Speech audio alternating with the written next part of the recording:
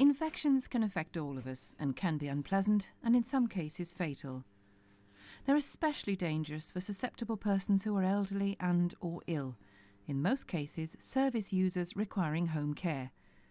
This programme will help to demonstrate how you, as a domiciliary care worker, can prevent the spread of infections when supporting service users in their own homes.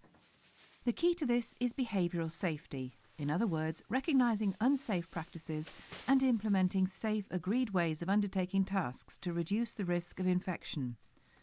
Knowing how easily infections are spread will help to influence behaviour, so the individuals supported, their family, you, your colleagues and any other persons that you come into contact with during the working day can stay healthy because of your actions.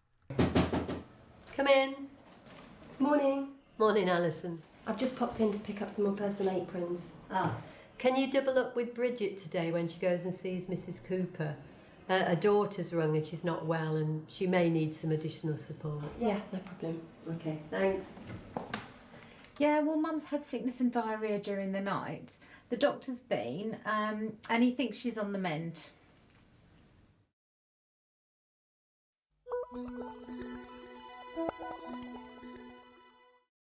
Infections are caused by bacteria such as MRSA and Salmonella.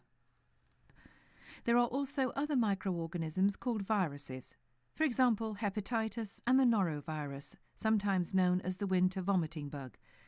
You must be aware of parasitic infections such as scabies and fungal infections such as athlete's foot.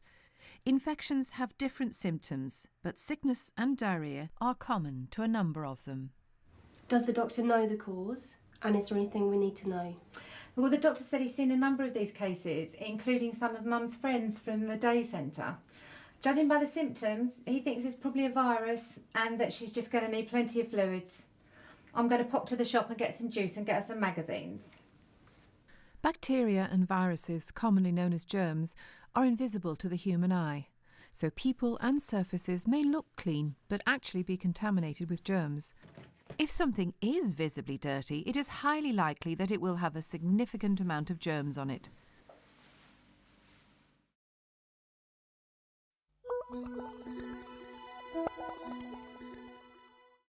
There are many home care tasks where infections are a risk.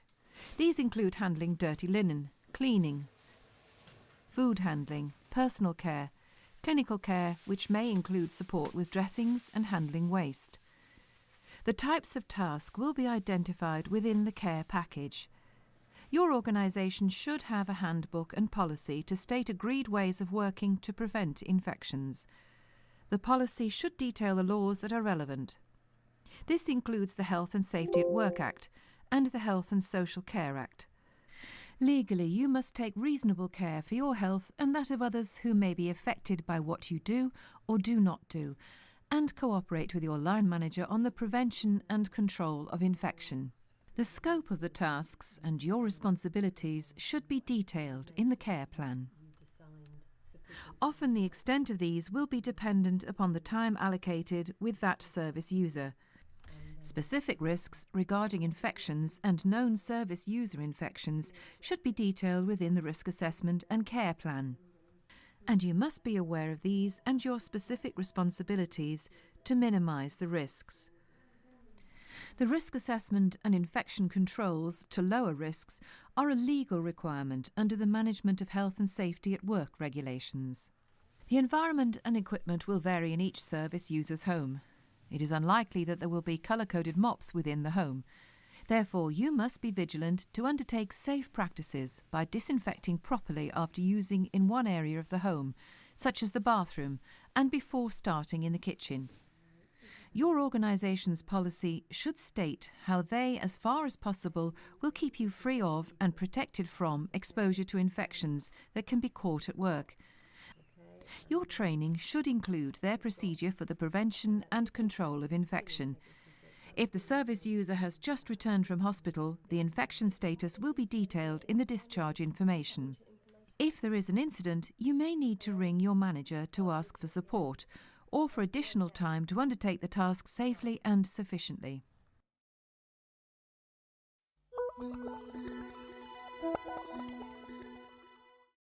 The chain of infection can be spread from person to person.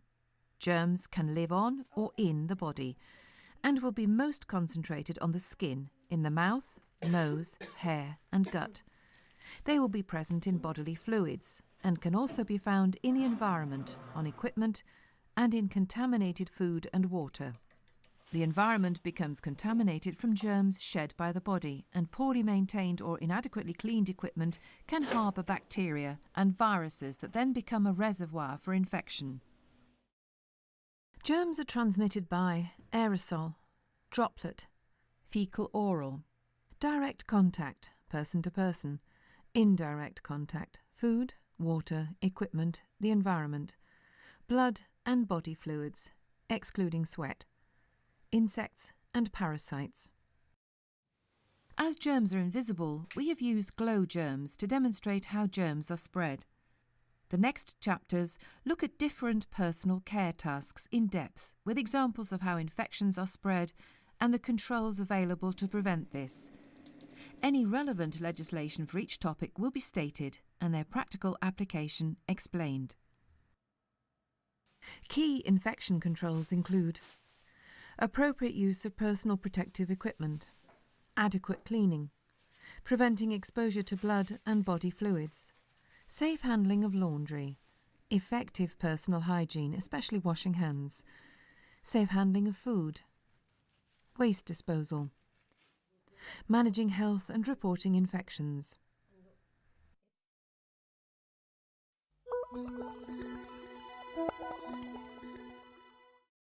How can you protect yourself and your service user from germs?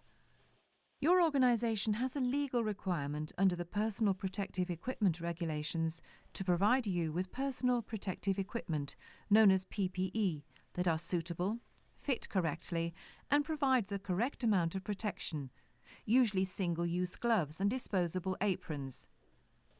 For specific higher-risk tasks, you may be required to use face protection.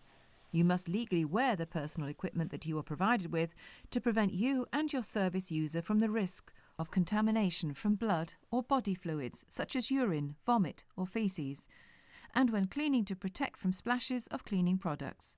Disposable aprons and gloves are single-use items and must be changed for each new task undertaken between service users. Gloves should not be kept in your pocket for reuse. Removing and disposing of PPE correctly is important to minimise the risk of cross-contamination and should be removed in the following order: gloves, aprons, and if required, eye protection.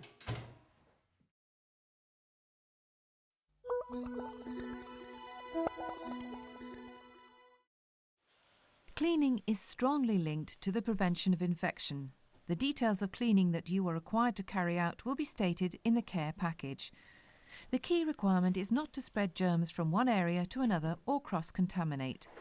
You must ensure that you clean and disinfect hand contact and food contact areas. Bleach is often not recommended from a health and safety aspect as there is a risk of burns, but used at the correct concentration is a very effective disinfectant. Never mix chemicals. Other disinfectants can be used providing the manufacturer's instructions are followed correctly. Detergents such as washing up liquids are designed to dissolve grease, oil and dirt. Disinfectants are designed to kill germs. These are powerful agents and should not be used without care. Sanitizers are antibacterial and can disinfect. They often come in spray form. Disinfectants won't work unless they're used properly, so you should always follow the instructions. During the initial risk assessment appointment, your supervisor will identify whether there are an adequate amount of cleaning products and equipment in the home and document them. The risk assessment should be continually updated in line with any changes. It is your duty to report any hazards, for example, when there is no detergent. Care workers may support their service users with shopping, so can help to ensure that adequate products and equipment are available. Under the Control of Substances Hazardous to Health Regulations, COSH, hazardous cleaning products must be handled and stored safely. You must also be trained to use any of these products. Unless it is for a specific cleaning task, it is unlikely that you will be using high-risk products. Avoid products with a hazardous sign unless this is the only method to reduce germs. Some companies will not allow their staff to use some disinfectants, such as bleach, as they are corrosive. If you're not sure, ask your manager. If you cannot use a disinfectant, you should either use hot water or a sanitizer. Although to reduce bacteria, water needs to be at least 82 degrees centigrade, so the sanitizer is normally lower risk and the safer option. When cleaning, take care not to stir up dust. Using a damp cloth or mop to wipe dusty surfaces helps prevent the movement of dust into the air. Do not shake linens when making the bed. Cleaning chemicals and equipment must be put away after use. Where possible, use different mops and cloths in the bathroom and the kitchen. When washing cloths and mops, use hot water and detergent and place in a suitable disinfectant, rinse and allow to dry. Alternatively, wash on a hot wash in the washing machine. Cloths used for cleaning in a food area must be washed separately to personal items and bed linen to prevent potential cross-contamination. The type of cleaning equipment available in the home should have been assessed at the initial assessment by your supervisor. However, you must report it and document on the assessment if the equipment is not adequate or suitable for the task, or if it is faulty. It is recommended that home care offices have emergency toolkits for care workers with typical cleaning equipment in as a contingency measure.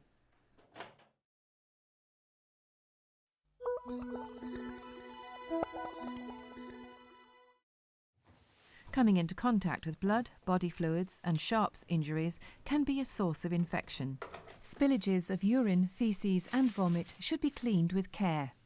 Equipment must be cleaned before and after use. Should equipment become contaminated with blood or body fluids, you should clean first with hot water and detergent, followed by a disinfectant. Commode pans should be emptied into the toilet.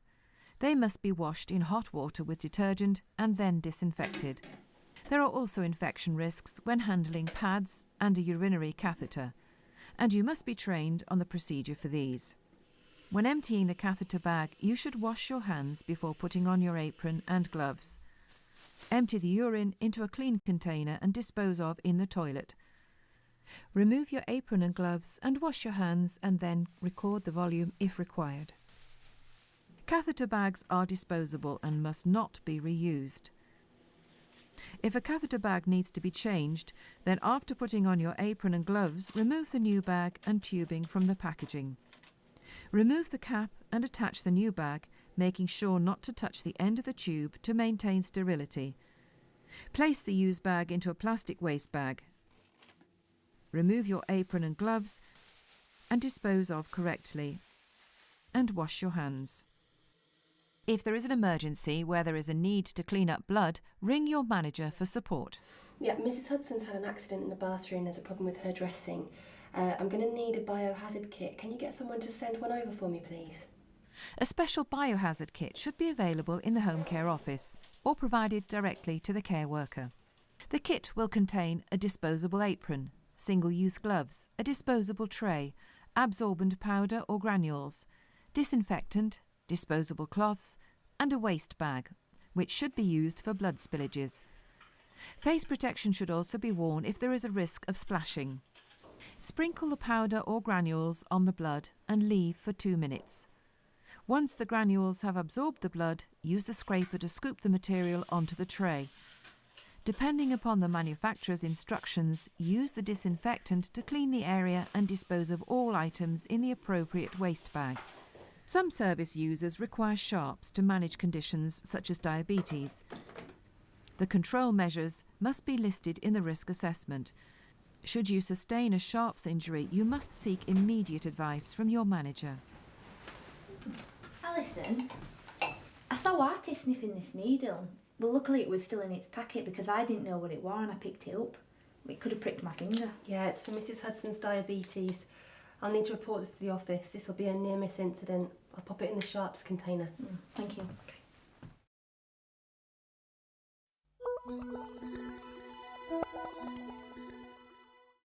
Service users' soiled linen and clothing should be placed directly into an appropriate bag and not onto the floor. Items that are soiled with body fluids are to be placed directly into a separate plastic bag and can then be placed directly into the washing machine without further handling. A high-temperature wash cycle will be required. You will need to report soiled mattresses to your manager, who will advise the service user, health professional and/or a relative of the need for a mattress cover.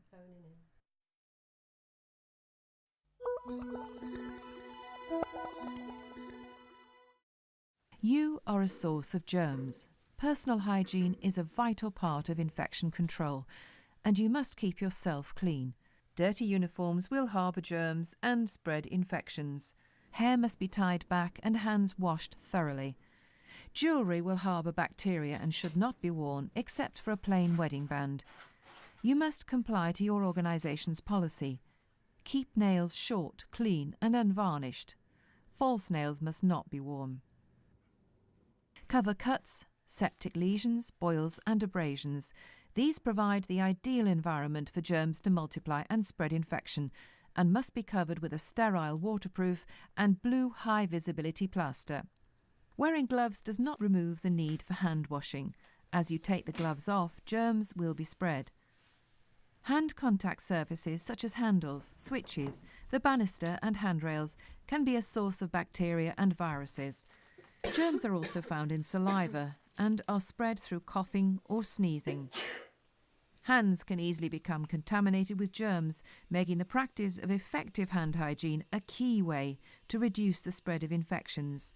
Other things that help to reduce the spread of infection are by making sure you are bare below the elbow, as long sleeves, watches and jewellery stop you from washing your hands effectively and can harbour germs.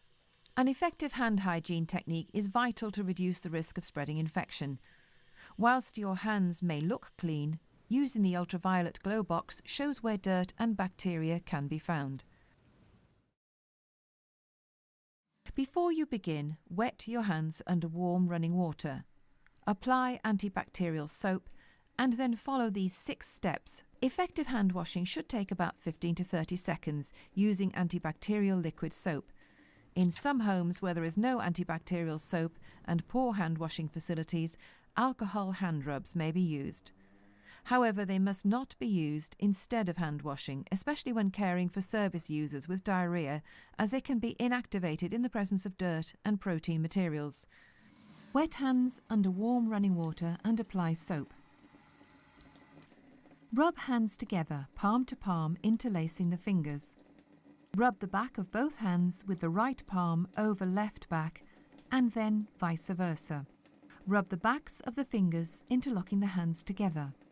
Rub each thumb in turn using a rotational motion. Rub each palm with the fingers of the opposite hand. Rub each wrist. Rinse the hands under running water. Dry hands thoroughly with a single-use paper towel. Then use the paper towel to turn off the taps and dispose in a pedal bin. Throughout the working day, as an individual, you need to constantly assess what you are doing and whether you need to wash your hands. Ask yourself, what have I been doing? What am I about to do? What are the risks? Do I need to wash my hands? Hands should be washed at the start and end of your shift, before and after attending to a service user, before helping to feed a service user, after contact with bodily fluids, after handling raw food, especially raw meat, after contact with pets, after going to the toilet, after removing personal protective equipment, after handling chemicals, after cleaning, after handling waste and emptying bins, after coughing or sneezing into your hands. When using an alcohol hand rub, apply a small amount into a cupped hand and cover all surfaces of the hands. Using the technique for washing hands with soap and water, rub the palms of the hands together. Rub the backs of the hands with the opposing palm, interlocking the fingers. Rub each thumb in turn. Rub each palm with the fingers of the opposite hand. Rub each wrist. Aqueous moisturising creams should be encouraged, as they reduce the drying effect of hand washing and alcohol rubs and can help to maintain the integrity of the skin. However, communal pots should not be used as they can become contaminated with microorganisms and be a source of cross-infection.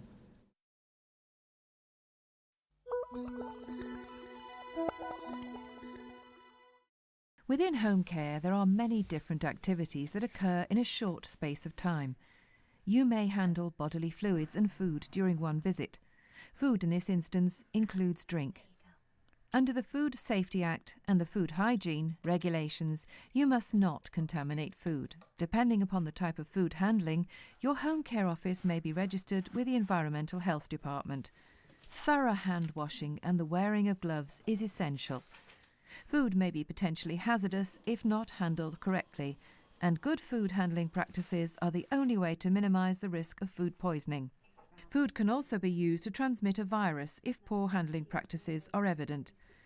Anyone involved in preparing or handling food should be trained, supervised or instructed to help them to prepare food safely. You must take care to prevent the cross-contamination of raw food with cooked food and ensure there is adequate temperature control of food. Certain foods will present more of a risk than others. These high-risk foods include meat, fish, cooked rice, eggs, and milk and products made from them.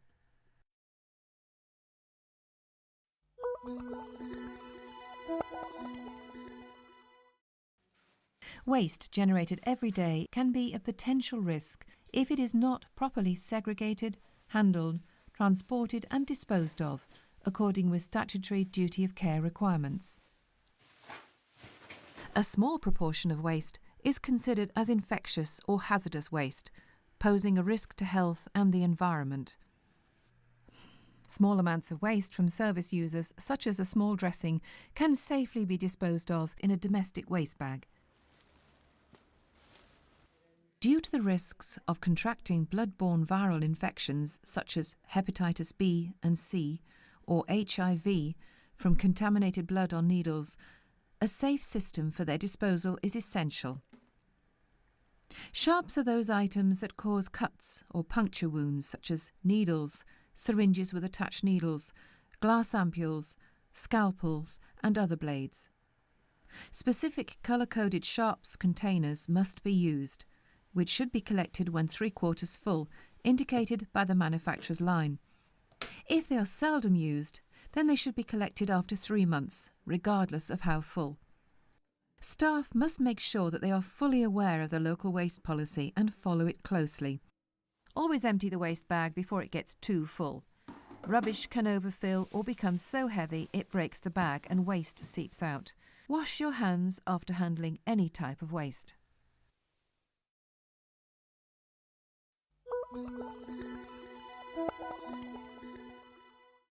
It is important that you are aware of the signs and symptoms of illness, such as diarrhea, vomiting and fever.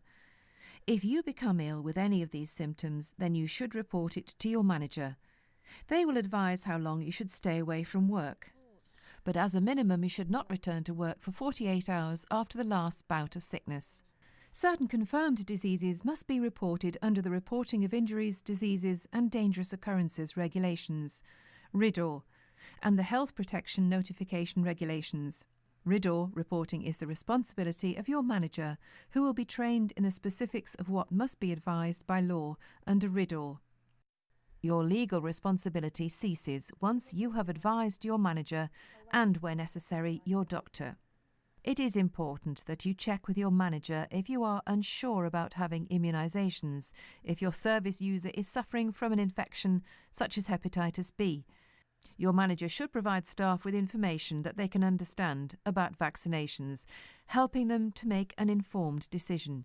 You may be working in a household where there are other family members or friends. Make sure you are aware of your organisation's first aid policy for supporting the service user and other people that are present during support. They may become unwell, and you should be aware that they could have an infection. Always report to your manager and visit a qualified health professional if there is an incident, so they can provide advice to ensure that the risk is not elevated to you or other service users and persons.